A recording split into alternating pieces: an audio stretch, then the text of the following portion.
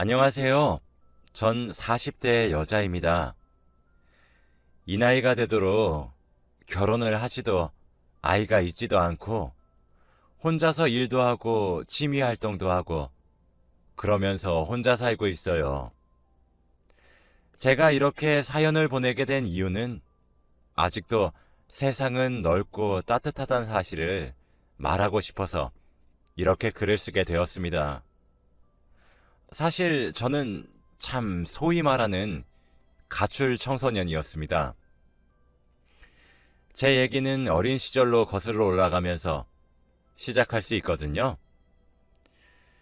제 어린 시절은 참 불우했어요.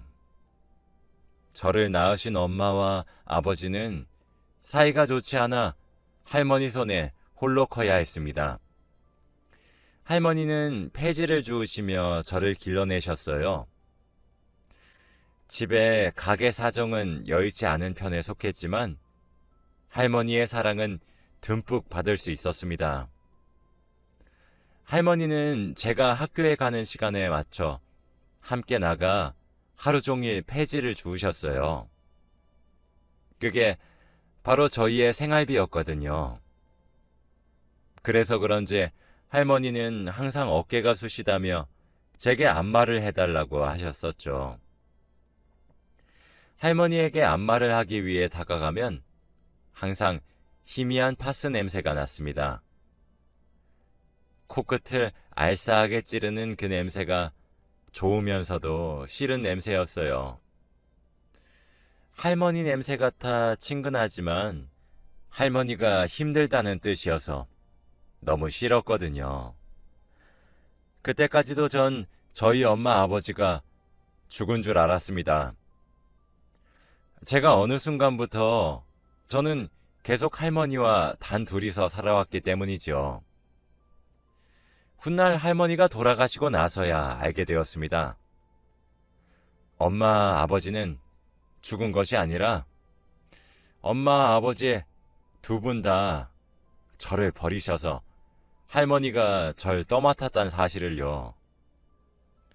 할머니는 제가 성인이 되기 전에 노환으로 세상을 뜨셨어요. 돌아가시는 와중에도 제게 우리 예쁜 강아지 혼자 두고 할미가 먼저 가서 어쩌누 하고 눈물을 지으셨습니다. 매번 제가 커서 호강시켜 주겠다고 가슴을 부풀리며 당당하게 외치면 할머니는 늘 인자하게 웃으시며 우리 똥강아지 하셨었는데 순식간에 전 홀로 남아버렸네요. 할머니가 돌아가시고 난 뒤 홀로 남은 저는 정말 절망만 가득했었답니다. 할머니의 장례식도 주위 이웃분들의 도움으로 겨우 치러냈어요. 할머니의 장례식이 끝날 때까지 저 혼자 빈소를 지키고 돌아왔어요. 그러던 어느 날 할머니의 명의로 되어 있었던 저와 단둘이 살았던 집을 정리하기 위해 누군가 찾아왔더라고요. 그 사람이 제 아버지란 사람이란 것을 알게 되었을 땐 기쁘기도 증오스럽기도 했습니다. 아버지는 그제서야 제가 자신의 딸이란 사실을 깨달았던 것인지 담배를 몇 개나 연달아 말아 피우시고는 저를 데리고 본인의 집으로 향했어요. 저는 할머니의 마지막 향취가 묻어 있었던 그 집을 떠나고 싶지 않아 울면서 가기 싫다고 매달렸지만 소용이 없었어요. 할머니의 유품만 간신히 챙겨 아버지를 따라 거처를 옮겨야만 했습니다. 아버지는 저를 할머니의 손에 맡기고 난 뒤에 새로운 가정을 꾸리셨더군요. 그 집은 이미 완벽한 하나의 가정이었죠. 전 불순물 같은 존재와 마찬가지였고 걸림돌 같은 존재란 것을 집에 들어감과 동시에 바로 알겠더라고요. 이미 새어머니와 아버지 사이에 자식도 둘이나 있었습니다. 제게 계모가 되는 새어머니도 절 무척 싫어하는 것이 눈에 보였죠. 저를 무슨 벌레 보듯 하시더라고요. 차라리 아버지가 집에 계시는 날이면 괜찮은 날들이었습니다. 적어도 매를 맞진 않았거든요. 새어머니는 아버지가 집에 없으시면 손에 잡히는 대로 저를 내려치기 시작했습니다. 지금도 그때의 기억으로 인해 앞과 뒤 그리고 양옆까지 꽉 막힌 공간에 들어가면 심장이 쿵쿵거리며 뛰고 미친 듯이 식은땀이 흘러요.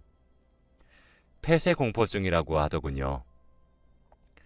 그렇다고 제가 학대를 받고 있다는 사실을 아버지께 말을 할 수도 없었습니다.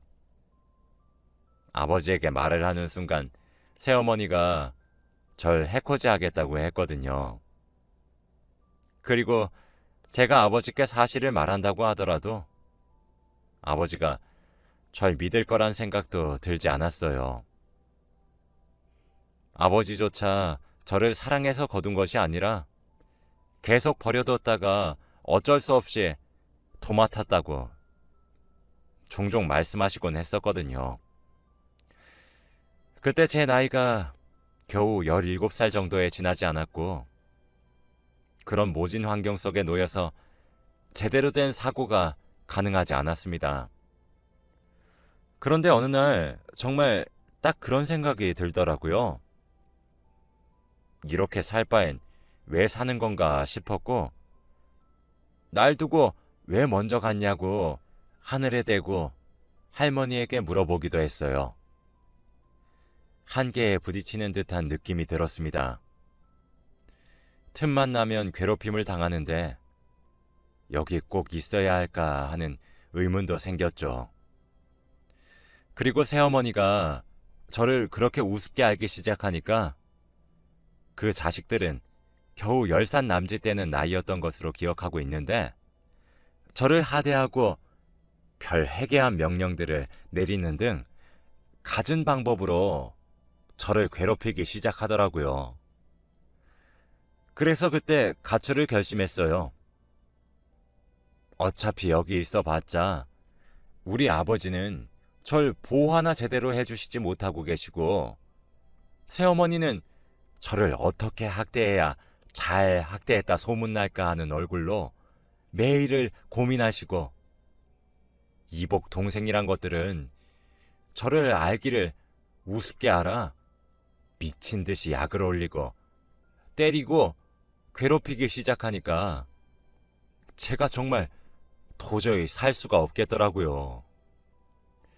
그렇다고 빈손으로 나가기도 싫었습니다. 할머니가 돌아가시면서 남겨주신 통장이 하나가 있었는데 그 통장 안엔 4천만 원이 들어있었어요. 제 명의로 된 통장이었죠. 하지만 할머니가 악착같이 모은 돈이었기에 함부로 쓸 수가 없겠더라고요. 그래서 이왕 가출도 할 것이고 2번 다시 얼굴도 보지 않은 채로 살 것 같은데 아버지와 새어머니라면 그동안 나 키워주지 않은 대가만큼 돈이라도 훔쳐가지고 나가야겠다 다짐했지요. 미리미리 가출하는 것을 상상하고 연습했습니다. 매일 잠들기 전에 싸놓은 짐을 풀고 일어나면 짐을 쌌어요.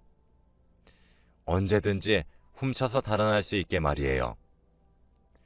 그러던 어느 날 가출하기 딱 좋은 기회가 찾아왔습니다. 아버지는 출장을 가셔서 들어오지 않고 새어머니는 술에 취해 잠드셨더라고요. 미리 새어머니께 핍박을 받으며 청소를 할 적에 눈여겨보았던 안방 안에 위치한 금고문을 따서 그곳에 있는 현금 다발과 새어머니의 금반지와 같은 귀금속들을 쓸어 담았습니다. 이복 동생들은 자기들 방에서 퍼질러 자고 있었으니 거의 제 세상이었죠. 저를 막을 수 있는 것은 아무것도 없었습니다.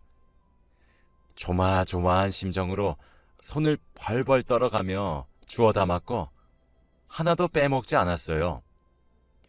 그 와중에 챙겨야 할 것들은 다 챙겼더라고요. 어차피 할머니 집에서 아버지 집으로 오면서 들고 왔던 짐들도 별로 없어서 할머니가 남겨주신 유품과 제 명의의 통장, 그리고 새엄마의 귀금속과 방금 쓸어 담은 현금 정도? 마지막으로 옷 몇 벌 정도만 가지고 가출을 감행했어요. 가출하기 직전에 편지도 한 장 썼습니다. 저를 찾지 마세요. 더 이상 이런 곳에 살고 싶지 않으니 절 찾지 마세요. 라고 적고 식탁 위에 두고 나갔습니다. 무작정 길을 떠났어요. 기차표를 한 장 끊어 부산으로 내려갔죠. 바다가 너무 보고 싶었거든요.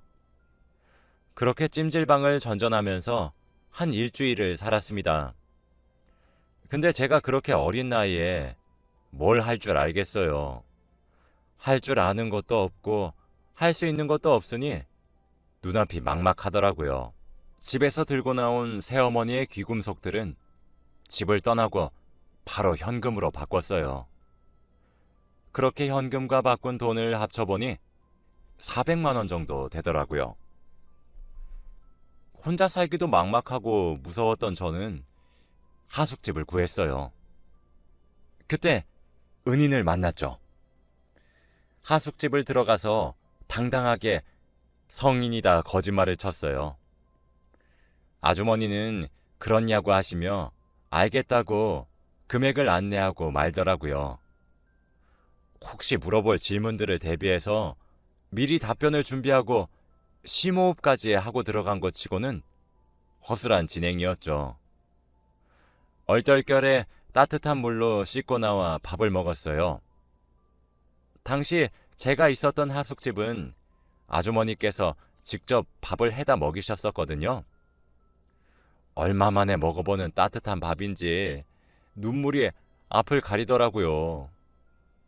이건 나중에 알았는데 아주머니가 가출 청소년인 것을 알고 저를 받아줬던 이유가 제 몸 온 곳곳에 시퍼런 피멍이 얼핏 보이기도 했고 제 눈동자에 절박함과 간절함이 너무 커서 차마 내치지 못하고 품어야겠다 생각했다고 하시더라고요. 어쩐지 그렇게 어설픈 변명을 듣고도 아무런 의심조차 하지 않으시길래 전 제가 연기를 잘했다고 생각했었지만요. 아무튼 할머니가 돌아가시고 난 뒤 처음으로 마음 편하게 잠을 잤던 것 같아요. 그 이후로 하숙집에서 앞으로 무엇을 할지에 대해 생각하면서 아주머니의 일을 도와드렸던 것 같아요. 그러다 보니 자연스럽게 전 아주머니에게 많은 부분을 열게 된 것 같습니다. 빗장처럼 닫혀만 있던 제 마음의 문은 아주머니의 사랑과 친절로 어느새 활짝 열려버렸거든요. 전 그때도 그랬고 지금도 그래요. 전 제가 부모가 없는 것과 다를 바 없다고 생각하고 있고 앞으로도 없다고 생각할 겁니다. 어차피 제 호적도 할머니 호적에 올라가 있었기 때문에 천의 고아와 다를 바 없었거든요. 아주머니는 제가 왜 집을 나오게 되었는지, 무슨 일을 겪었는지 하나씩 이야기를 시작하면 묵묵히 들어주며 제 손을 꼭 잡아주시거나 그날따라 더 맛있는 반찬을 하나 더 해서 제 밥 위에 올려주신다거나 그러시면서 제게 사랑을 표현해 주셨어요. 나중에 알았는데 아주머니는 사고로 남편과 두 딸을 잃으시고 학교 근처에 하숙집을 차려서 적적하신 생활을 달래고 있으셨던 거였더라고요. 둘 다 사랑하는 가족을 잃었다는 공통점 때문인지 저와 아주머니는 가까워졌고 저도 엄마 하며 곧잘 따랐습니다. 그렇게 한 해가 지나갔어요. 그러던 어느 날 아주머니는 제게 공부하기를 권유하더라고요. 여자가 혼자 세상을 살아가려면 아는 것도 힘이 될 수 있다고 하시면서요. 먼저 검정고시를 패스했고 그 이후로 아주머니의 권유로 심리학을 배우게 되었습니다. 심리학을 배우는 과정에서 스스로도 정말 많이 치유를 받았어요. 제가 생각보다 우울감이 높은 사람이란 것도 알게 되었고 상처가 많은 사람이란 것도 알게 되었죠. 공부를 하면서 스스로를 되찾는 느낌이라고 해야 하나? 언젠가부터 서서히 망가지고 있는 듯한 느낌은 들었었는데 무엇이 문제인지 모르고 있다가 공부를 시작하면서 제가 뭐가 문제인지 알게 되는 느낌이었습니다. 공부를 하면 할수록 매력적인 학문이더라고요. 전 자연스럽게 상담사라는 꿈도 가지게 되었죠. 저처럼 마음에 아픔이 있는 사람에게 더욱 편안함을 주고 가진 짐을 덜어주고 싶었거든요.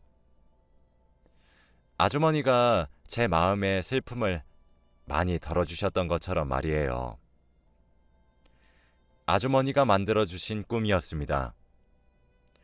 전 그렇게 대학교도 다니게 되었고 자격증도 따게 되었어요.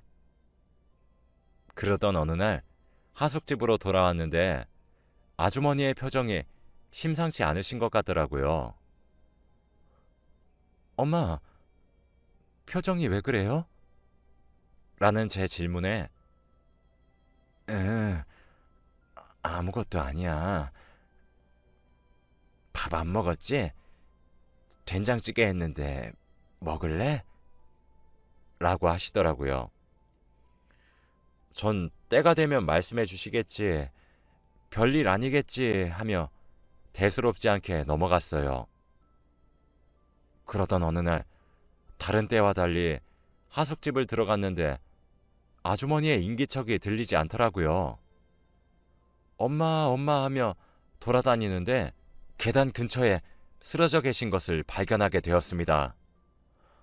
저는 너무 시겁해서 119에 전화로 신고 후 눈물바람으로 아주머니를 깨우려고 했죠. 다행히 병원에 실려간 결과로 아주머니는 빈혈로 정신을 가볍게 잃은 것이라고 했어요. 전 놀란 가슴을 진정시키며 아주머니께 투정을 부렸는데 아주머니의 표정은 심상치가 않더라고요. 링거 한 대를 맞고 아주머니와 함께 하숙집으로 돌아왔습니다. 아주머니는 저를 거실로 데려가 앉히며 서류를 내미시더라고요. 그건 양자 입적 서류였습니다. 그리고 이어지는 아주머니의 말씀은 충격의 연속이었어요. 연수야, 먼저 무슨 말을 해야 될지 잘 모르겠지만 아마 너에게 설명하는 과정이 뒤죽박죽일 것 같기도 해. 그래도 차분하게 들어주었으면 좋겠어. 일단 이건 양자 입적 서류야. 내가 널 양자로 들이겠다는 서류고 이걸 내면 너와 나는 법적으로 엄마와 자식의 관계가 되는 거지. 너에게 갑작스러울 수 있을 거라고 생각해. 하지만 난 네가 우리 하숙집의 문을 두들기고 필사적으로 성인이라 속이며 온몸에 피멍을 달고 들어왔을 때부터 널 내가 품기로 했었어. 알량한 위선이었을 거라 말을 해도 할 말이 없긴 한데 네 얘기를 들을 때마다 그 어린 나이에 했을 마음고생을 생각하면 눈물이 앞을 가렸고 나도 죽은 우리 남편과 자식들이 생각나고 그랬었거든. 사실 하숙집도 내 적적한 마음 좀 달래보고 싶어서 시작한 것도 있었어. 내가 가족을 잃어서 누군가에게 엄마처럼 따뜻한 밥 한 끼 해주고 싶었거든. 그래서 내가 널 딸로 여기고 싶어서 입적하고 싶은 것이 이 서류를 내미는 첫 번째 이유야. 두 번째 이유는 내가 위암 말기라고 하더라, 연수야. 라고 하시는 겁니다. 저는 정말 엄청나게 깜짝 놀라서 하려는 말도 잃은 채 멍하니 아주머니의 얼굴만 쳐다봤어요. 그런 저를 보며 아주머니는 씁쓸하게 웃으시면서 많이 놀랬지? 그게 속이 너무 쓰리고 자꾸 구역질이 나는 것만 같아서 검진을 한번 받은 건데 정밀 검사를 해야 된다고 대학병원으로 가라고 하더라고. 그래서 갔더니 위암 말기고 너무 늦었다고 하는 게 아니니 라고 하셨어요. 저는 그럼 엄마 며칠 전에 제가 표정이 왜 그렇냐고 물었을 때가 결과를 들었던 그때였던 거예요? 라고 물었더니 그래 맞아 하셨습니다. 이어서 그래도 내가 생명보험도 있고 암보험도 있고 그래서 내가 죽은 뒤에 보험금이 꽤 나올 건데 이 하숙집도 그 보험금도 네가 가졌으면 좋겠어. 나는 그동안 정말 너를 자식처럼 여겼고 너도 날 엄마처럼 따르는 것 같아. 죽은 내 자식들한테 많이 못해주고 그랬던 것들 너에게도 많이 해주고 그래서 한이 좀 풀려. 이건 쓰러질 듯 쓰러지지 않고 꿋꿋하게 혼자 네 인생을 살아가고 있는 것에 대한 내 선물이야. 응? 받아주지 않을래? 하셨죠. 전 엉엉 울면서 아주머니의 품에 안겼고 그런 저를 따뜻하게 마주 안아 주셨습니다. 그렇게 전 아주머니의 진짜 딸이 되었어요. 이미 엄마라고 부르기 시작한 것도 오래되어 새삼스럽긴 했지만요. 아주머니는 갑작스럽게 위암 말기에 걸렸던 것처럼 갑작스럽게 세상을 떠나셨습니다. 보통 위암 게다가 말기에 걸리면 1년 정도밖에 살지 못한다고 하시더라고요. 아주머니는 좀 더 오래 1년 6개월을 사시다가 꽃이 피는 계절에 흙으로 돌아가셨죠. 아주머니의 장례를 치르고 있었는데 아주머니의 가시는 마지막 길을 얼마나 많은 사람들이 왔는지 모르겠더라고요. 전부 아주머니가 따뜻한 밥을 해가며 먹인 하숙생들이었습니다. 생전하셨던 선행들로 인해 마지막엔 복작복작거리며 저희에게 배웅받아 가셨지요. 저도 처음엔 많이 힘들었어요. 제가 사랑하는 사람들은 다 떠나는 건가 하며 슬픔에 허우적대기도 했습니다. 그럴 때마다 아주머니가 꼭 공부를 끝마치란 말과 할머니의 훌륭한 사람이 되라는 말들을 응원 삼아 더 독하게 공부하기 시작했어요. 그렇게 전 지금 젊었던 시절 꿈꿨던 꿈을 이뤘고 어엿한 상담사가 되었습니다.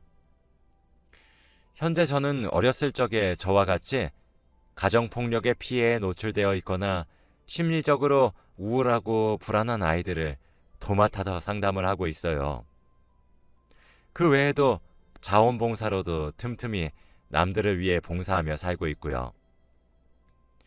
요즘 시대엔 하숙집이 사라질 수밖에 없어 아주머니와 제가 함께 살았던 그 집은 독서실로 개조해서 여전히 운영 중입니다. 저는 어렸을 적 가출을 거듭하는 과정에서 충분히 엇나갈 수 있었고 나쁜 길로 빠질 수 있었지만 제 주위에 운 좋게도 좋은 어른이 있으셨기에 이렇게 떳떳하게 살아갈 수 있게 된 것 같아 저도 누군가에게 그런 좋은 어른이 되는 것이 현재 삶의 목표입니다. 앞으로도 남들에게, 특히 아직 성숙하지 않은 미성년자들에게 등불 같은 존재가 되고 싶고 그렇게 살기 위해 노력하려고 합니다. 그러니 여러분들도 너무 절망에 빠지시지 마시고 힘내시길 바랍니다. 제 긴 이야기 들어주셔서 감사합니다.